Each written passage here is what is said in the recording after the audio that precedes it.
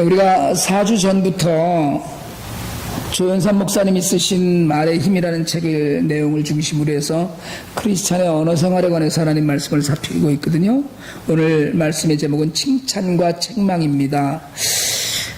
하나님께서 사람에게 주신 선한 말 가운데 그 축복하는 말도 있고 격려하는 말도 있는데 그 가운데 칭찬도 있고 책망도 있다는 거예요. 그래서 오늘 우리가 늘 해야 하는 말 가운데 칭찬과 책망에 관한 하나님의 말씀을 드리려고 하는데요. 하나님을 향해서 우리 찬양한다 그러잖아요. 하나님을 찬양한다. 그리고 어른을 존경한다. 근데 이 찬양과 존경의 언어가 단어가 동년배나 아랫사람을 향할 때 칭찬이 됩니다. 그래서 칭찬을 영어로 번역해 놓은 건 전부 다 프레이즈예요. 하나님을 우리 프레이즈 찬양한다 그러잖아요. 그런데 오늘 우리가 본문에서도 그 praise he receives 그렇게 얘기했어요. 그가 받은 칭찬 그런 이야기인데요. 그러니까 하나님을 우리가 그 찬양하면서 우리의 삶이 정말 풍성하게 채워진다면 그러면 아랫사람은 칭찬해야 된다. 근데 우리가 흔히 이제 오늘 제목이 칭찬과 책망인데 칭찬의 반대말이 책망이다 이렇게 생각하기 쉽다는 거예요. 근데 칭찬의 반대말은 책망이 아니고요. 그 책망은 만약에 칭찬의 반대말이 책망이라면 책망은 선한 말이 될 수 있죠. 될 수 없죠. 근데 칭찬의 반대말은 비난입니다. 칭찬한다. 반대는 비난한다는 거예요. 그러니까 비난은 하지 말아야 될 말이에요. 그러니까 하나님께서 금지하신 말씀이에요. 우리가 나중에 살피겠습니다만은 책망은 하나님께서 하라고 하신 선한 말이에요. 책망하는 것 그건 분명히 우리가 해야 되는 얘기예요. 칭찬을 이야기하려고 하면 우리가 꼭 그 빼놓지 않고 거론하는 책이 한 권 있습니다. 원제가 웨일던인데요. 고래가 해냈다 이런 얘기인데 10여 년 전에 처음에는 그 책을 번역을 You Excellent 칭찬의 힘 이런 제목으로 번역을 해서 2만 부를 팔았답니다. 근데 그 다음에 그 책 제목을 칭찬은 고래도 춤추게 한다로 바꿔갖고 불과 몇 개월 사이에 20만 부, 지금 아마 수십만 부가 팔렸을 거예요. 책 제목이 그렇게 책 판매 부수에 영향을 미쳤다는 거거든요. 그 켄 블랜차드라는 분이 쓴 책인데요. 뭐 쉽게 얘기하자면 고래를 조련시켜서 그 우리 플로리다에 가면 시월드에서 샤무쇼라고 그러던가요? 그 돌고래 쇼 하잖아요. 우리는 돌고래라고 그랬었는데 그걸 범고래라고 그러더라고요. 그 고래 쇼를 하는 그 고래를 조련하는 훈련시키는 과정에서 그 과정을 이제 설명하면서 거기서 힌트를 얻은 그 삶의 지혜를 관한 이야기인데요. 처음부터 고래가 이렇게 사람에게 훈련되지 않잖아요. 근데 고래가 지능이 있기 때문에 줄을 하나 놓고 그 줄을 넘어가면 물고기를 하나 더 주고 그 줄을 넘어가면 쓰다듬는 주기도 하면서 그 줄을 점점점 높이 올리면서 신뢰를 쌓고 그래서 6m가 넘는 높이로 뛰어오르게도 하는 그런 재주를 부리는 동물로 만들어간다는 거예요. 그 고래 반응을 일상 우리들의 삶, 가정과 직장, 자녀와 부하 직원들에 적용했을 때 대단한 성과가 있었다라는 내용의 책입니다. 여러분 혹시 읽어보신 분들도 있으시겠지만 한 번 더 읽어보셔도 좋을 만한 책이에요. 그럼 권해드리고 싶은 책이고요. 범고래가 쇼를 하고 춤을 추고 높이뛰기를 할 때까지 오랜 시간을 기다리면서 서로 신뢰를 주고받으면서 근데 여기서 이제 힌트가 뭐냐면 잘못한 일은 못 본 척하고 행동을 다른 걸로 빨리 유도를 해서 뭐 잘못하는 일이 있을 거 아니에요. 그럼 그거는 잘못한 건 못 봤는데 거기에 머무르지 않고 다른 일을 하게 하는 그래서 쇼를 하게 하는데 그 벌 주지 말고 시간을 주라고 이야기합니다. 그래서 칭찬하는 바탕에 이제 잘못된 일에 대해서 시간을 주어라. 그래서 실제로 돌고래 쇼를 하는 많은 수족관에 가보면 뭐 박수 쳐주고 막 그러잖아요. 그리고 쓰다듬어주고 그 다음에 그 쇼 끝나고 나면 입에다가 물고기 몇 마리씩 던져 넣어주고 하는 모습을 늘 보게 되는데요. 그토록 칭찬이 동기부여를 한다는 측면에서 우리가 많이 읽어봐야 된다. 왜 한국 사람들이 많이 읽어봐야 되냐면 한국 사람들만큼 칭찬에 인색한 민족이 없답니다. 뭘 잘해도 꼭 우리는 시비를 붙이고요.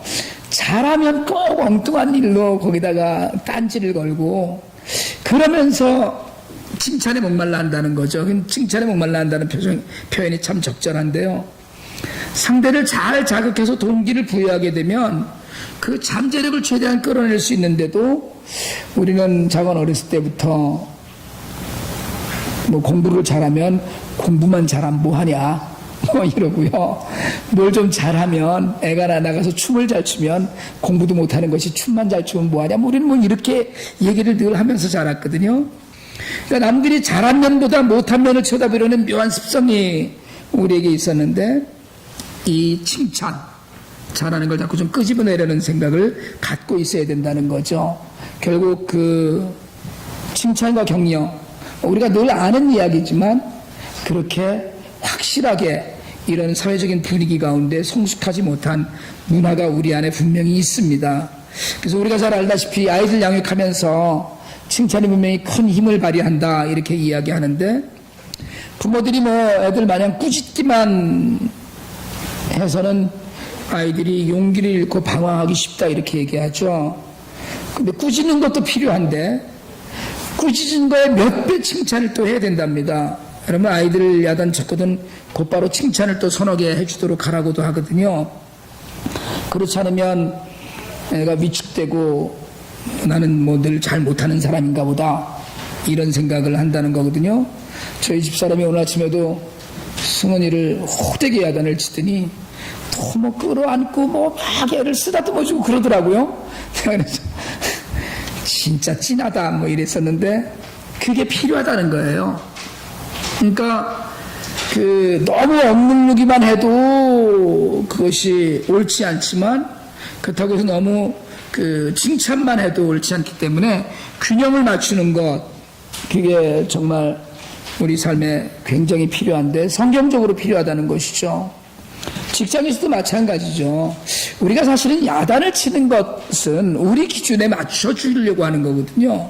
근데 부하 직원을 아주 엄청나게 야단치는 사람들이 있는데 부하 직원이 야단 맞을 짓을 하죠. 왜냐하면 월급을 적게 받으니까 뭐 그만큼 일을 못 해봤으니까. 그러니까 사실은 우리가 야단을 많이 치는 이유 중에 하나는 우리도 그때가 있었음을 자꾸 잊어버리기 때문이에요. 우리도 그런 때가 있었는데 그걸 잊어버리니까 그것도 잘 못하고 말이야 막 이러고 야단을 치는 거예요. 그러니까 자식을 야단치는 부모들 중에 보면 자기 어렸을 때는 전혀 생각 안 하는 거예요. 제가 보기에는 그래. 제가 보기에는 뭐 자기 어렸을 때는 더 했었는데 애를 야단을 친다 뭐 이런 생각이 든다고요.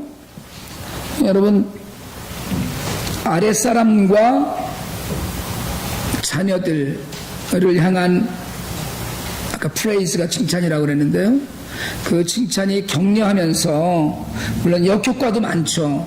칭찬 잘못하면 엉뚱한 자만감 같은 거 가져서 그 잘못 키울 수도 있고요. 칭찬이 많아지면 오히려 나태해지기도 한답니다. 그러니까 달갑지 않은 칭찬도 사실은 있고요. 칭찬을 잘못하면 무슨 아부성 발언이 되기도 하고 그러는데요. 이게 좀 지혜롭게 해야 된다는 거죠. 그러니까 우리가 누구에게나 허물이 있다는 것을 인정하면서 의인은 없나니 하나도 없다고 그랬으니까 누구에게나 허물이 있다라는 걸 인정하면서 그 가운데 정말 장점을 많이 끌어낼 수 있도록 동기유발을 시켜주는 칭찬을 좀 지혜롭게 해서 자녀들이나 또는 같이 일을 하는 사람들이나 가족들 사이에 정말 하나님의 선한 말들이 차고 넘치는 그런 시간들이 우리에게 있어야 되겠어요. 그러니까 칭찬은 사실은 누군가를 칭찬한다는 건 그 사람을 인정한다는 거거든요.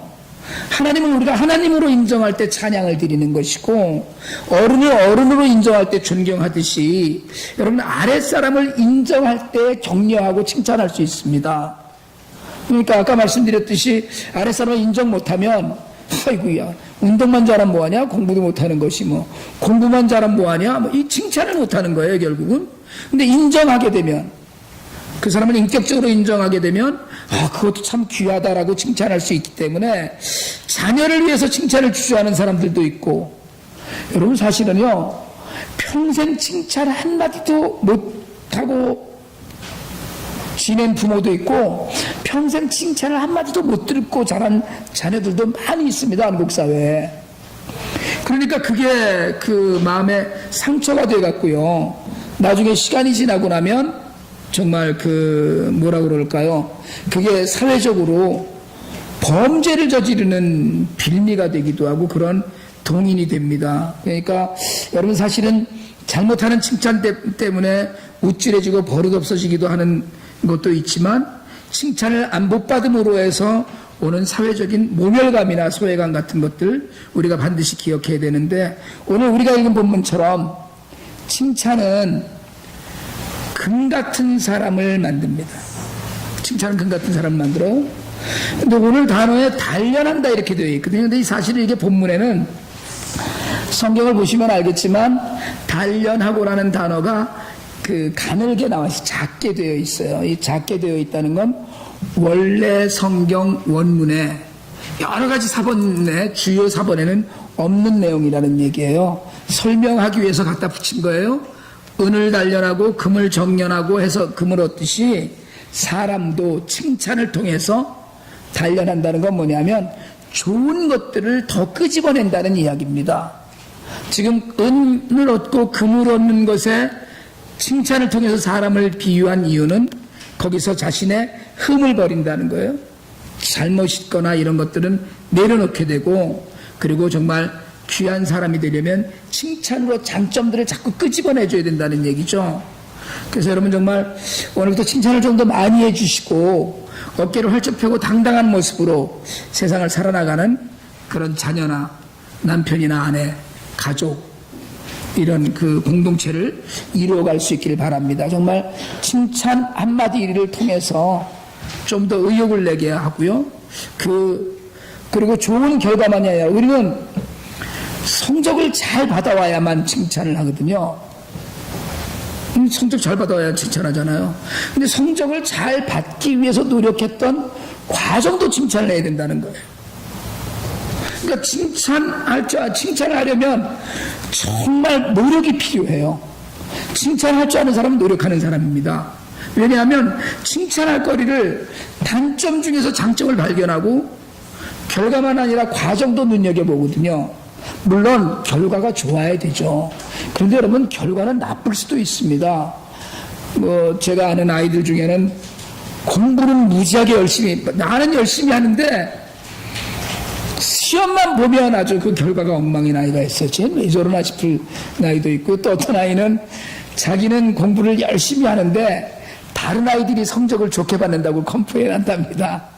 자기 성적이 나쁘다는 얘기를, 나는 공부를 열심히 하는데 다른 애들이 성적을 너무나 잘 받아서 문제다 이렇게 얘기하는 아이도 있다는데, 가장 중요한 건 지나친 칭찬이 아니라 칭찬을 잘 골라서 보려는 노력이 칭찬하는 사람에게도 있어야 된다는 거예요. 그러니까 잘못 칭찬하면 너무 우쭐하게 하거나 또는 칭찬하는 사람이 비굴해 보일 때가 생긴다는 거예요. 그러니까 장점을 지나치게 부각시키거나 별것 아닌데 호들갑스럽게 집중적으로 좋은 이야기를 하게 되면 그냥 립 서비스에 지나지 않는 그런 효과 없는 칭찬도 있다고 그래요. 그래서 여러분 정말 칭찬에도 지혜와 노력이 필요하고요. 칭찬을 잘하라는 이야기죠. 정말 잘함으로써 사실은 자녀들이나 같이 공동체를 구성한 사람들이 좀 신나는 세상을 좀 만들어가는 일, 이게 우리에게 필요합니다. 한 가지 우리가 이 칭찬에 관해서 이야기를 하면서 하나님께서 금하신 칭찬이 있는데 그게 바로 자기 자신을 칭찬하는 거예요. 오늘 우리가 잠언 27장 21절 읽었는데 사실 27장 2절에는 다른 사람이 너를 칭찬하기는 해도 내 입으로 스스로 하지 말라. 이게 무슨 얘기냐면 자랑하고 돌아다니지 말라는 얘기거든요. 난 왜 이렇게 잘하는지 몰라. 제가 가끔 그런 얘기 하거든요. 난 왜 이렇게 잘하는지 몰라 이런 얘기 하는데 하지 말라는 거예요. 스스로를 칭찬하는 건 감사와 겸손이 없는 교만이고요. 그리고 하나님의 은혜를 잊어버린 사람입니다. 하나님의 은혜를 아는 사람은 자기를 칭찬할 거리가 없어요. 왜? 내가 나 된 것은 하나님의 은혜이기 때문에. 이걸 깨달으면 누구에게도 자신을 드러낼 수 없죠. 그러니까 사실은 우리가 다른 이들을 볼 때 사랑의 눈으로 보면 칭찬할 거리가 많이 보입니다. 사랑의 눈으로 보면 뭐를 봐도 그냥 뭐 다 칭찬하고 싶은 것들이 돼야 되는 거예요. 이게 사랑의 눈이거든요. 그런가 하면 사실은 여러분, 교훈과 책망도 사랑입니다. 특별히 교훈과 책망은 칭찬보다 더 하나님이 지혜를 담는 그릇으로 주신 거라고 그래요. 칭찬은 그냥 이렇게 신나게 하지만 교훈을 받고 칭찬을 이 아니라 책망을 수용하는 사람은 그 안에 담긴 지혜도 받는다, 그렇게 얘기합니다. 그래서 훈계하는 거, 야단치는 거, 책망하는 거, 이걸 받아들이기 싫어하는 사람은 결코 지혜로워지지 못한다. 그러니까 잠언에 그런 이야기가 수두룩하거든요. 교훈을 받아들이지 못하는 건 미련한 자이다. 누가 한마디 하면, 뭐라고 얘기하면, 예, 그렇군요라고 받아들일 수 있는 사람이 결국은 큰 그릇이 되어간다는 거예요. 뭐 얘기를 했는데 내 뜻하고 다른 이야기를 했다고 그것을 전혀 억셉트하지 못하면 결국은 그릇이 작아지고, 그릇이 작아지면 지혜를 담기 어려워진다는 겁니다. 그래서 훈계를 받기 싫어하는 자는 자기 영혼을 아주 가볍게 여기는 자다, 이렇게 말씀하기도 하거든요. 그러니까 미련한 자는 자기가 하는 행동이 다 올바르다고 생각하는데 여기에 교훈과 책망, 여러분 이게 정말 필요합니다. 교훈과 책망을 야단치지 않아서 일어나는 부작용이 많이 있습니다. 여러분, 제가 아이들을 많이 야단치라고 늘 가르치거든요. 사실은 아이들을 야단치지 않는 것, 그래서 잠언의 이야기를 아이를 때려주지 않는 자는 아이를 미워하는 자다까지 이야기했는데, 실질적으로 성경에서 실질적으로 인생이 망가진 예들이 많이 있습니다. 교훈을 받아들이지 않았던 엘리 제사장의 두 아들들 결국은 전쟁에 나가서 전사했거든요. 거기다가 열왕기상에서 다윗의 아들 아도니아가 나중에 반역합니다. 아도니아가 반역할 때는 장남인 암논도 죽었고요, 형인 압살롬도 반역을 했다가 결국은 죽었거든요. 이제 다윗이 다 죽게 돼서 누워 있는데 아도니아가 스스로 자기가 왕이 됩니다. 부하들을 모아다가 왕이 즉위를 하죠. 근데 이 이야기를 이제 듣고 나단 선지자와 사독 제사장이 들어가서 왕을 일깨워서, 병석에 있는 왕을 일깨워서 솔로몬이 기름 부음 받게 해서 끝이 나는데, 이 아도니아가 반역을 할 수 있었던 근거를 열왕기상 1장 6절이 이렇게 기록하고 있어요. 이건 같이 한번 읽어봅시다. 열왕기상 1장 6절입니다. 그는 압살롬 다음에 태어난 자요, 용모가 심히 준수한 자라. 그의 아버지가 내가 어찌하여 그리하였느냐고 하는 말로 한 번도 그를 섭섭하게 한 일이 없었더라. 한 번도 야단을 맞아본 적이 없었다는 거예요. 책망받지 못한 것은 사랑받지 못했다는 말과 별반 다르지 않습니다. 스스로 왕이 되겠다고 꿈을 꾼 것은 자만 때문이었거든요. 그러니까 하나님의 뜻을 모르기 때문이었는데, 그 이유는 그가 자라면서 평생에 한 번도 야단을 맞아본 적이 없었기 때문이라는 거예요. 여러분, 평생 야단을 맞아본 적이 없을 정도로 그렇게 완벽하고 선하게 살았을까요? 아니에요. 흠도 있었고 잘못한 것도 있었는데 하나님을 향한 믿음이 부족했음에도 불구하고 야단 맞아본 적이 없는 거예요. 그러니까 책망받지 않고 자란 자녀는 단순히 버릇이 없는 게 아니라 어른이 되어서 교만하고 혼자만 알고 두려움을 모르게 되는데 하나님마저 두려워하지 않는다는 거죠. 여러분, 섭섭하다고 아이가 섭섭하게 여길까봐 누가 뭐 싫은 소리를 못한다. 이건 사실은 성경적이지 않다는 겁니다. 8살짜리 여자아이가 입양이 되었거든요.